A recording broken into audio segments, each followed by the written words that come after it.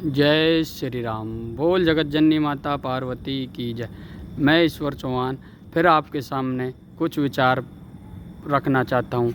बोल जगत जननी माता पार्वती की जय। बोल देवाजी देव महादेव की जय। मैं आपको बताना चाहता हूँ कि जब जब भी हमारे सनातन धर्म में हमारे धर्म का अपमान हुआ है, भक्तों का हनन हुआ है, दुष्ट आत्माओं ने आतंक मचाया है, राक्षस प्रवृत्ति के लोगों का आधिपत्य अधिक हुआ है, तब तब स्वयं हमारे भगवान ने अवतार लेकर के धरती को बार बार उन दुष्ट आत्माओं से बचाया है। जैसे कि श्री रामचंद्र भगवान ने अवतार लेकर के रावण का वध किया था, वैसे ही कि स्वयं कृष्ण भगवान ने कुरुक्षेत्र में महाभारत में गीता का ज्ञान देकर सबको बताया था कि मैं ही परम ब्रह्म हूँ, और सभी दुष्ट आत्माओं का संहार करके फिर से सत्य धर्म सनातन धर्म की स्थापना की थी और सभी दीन दुखियों का सहारा बने थे।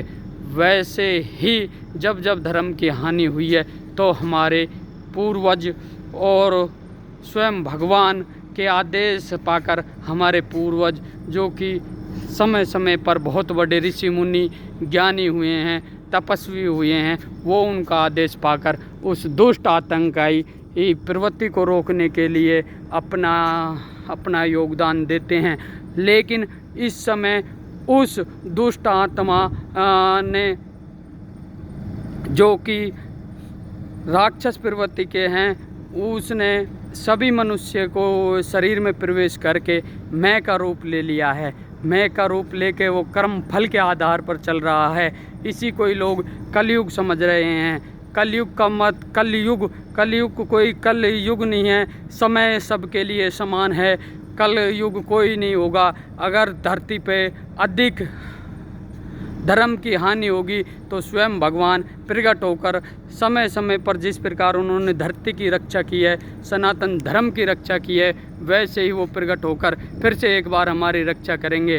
पर क्या करें, इस बार उस काली पुरुष ने सभी के अंदर प्रवेश कर लिया है और मैं का रूप धारण कर लिया है। मैं का मतलब अंधकार और क्रोध और लाभ और अभिमान।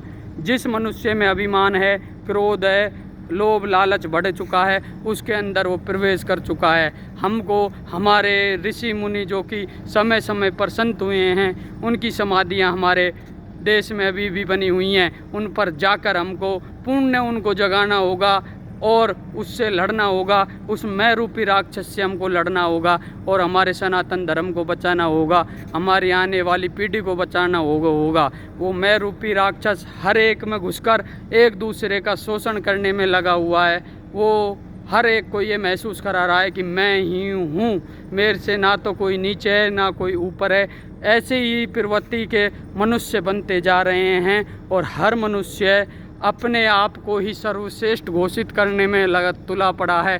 वो मनुष्य नहीं, वो उस मैं रूपी काल पुरुष की कल्पना है जो कि भगवान के खिलाफ एक उसकी मुहिम है।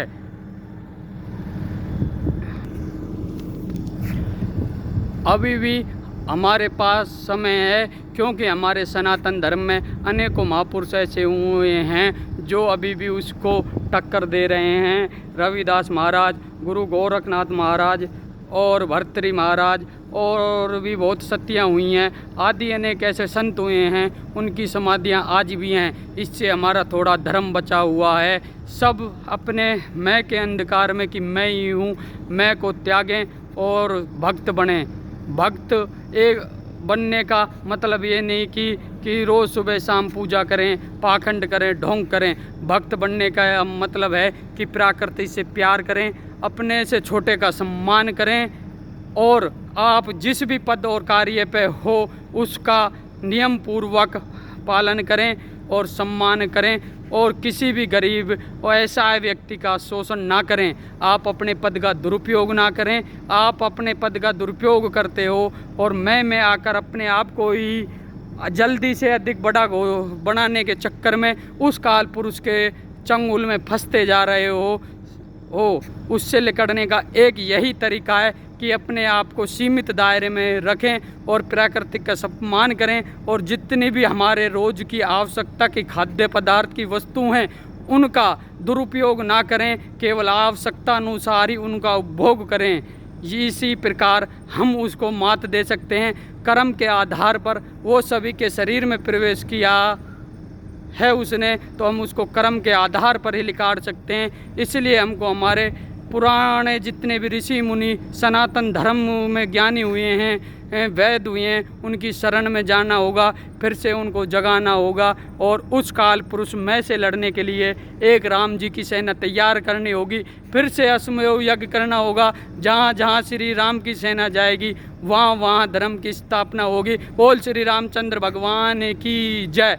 बोल जगत जननी माता पार्वती की जय। इसकी शुरुआत हम ग्राम बिचगांव 29 तारीख को माता भगवती का जागरण करके करेंगे। उसके बाद चित्तौड़गढ़ के किले से महाराजा इंद्रजीत सिंह देवाजी देव महादेव का अभिषेक करके श्री राम सेना का आह्वान करेंगे। जो भी भक्त बंधु कोई भी हमारी राम सेना से जुड़ सकता है, सभी का सम्मान किया जाएगा। शक्तियाँ होती हैं, संग में रविदास महाराज भी होंगे, और प्रथम पूज्य गणेश जी महाराज के आशीर्वाद से हमारा काम सफल होगा। बोल श्री रामचंद्र भगवान की जय। जय श्री राम, जय माता की।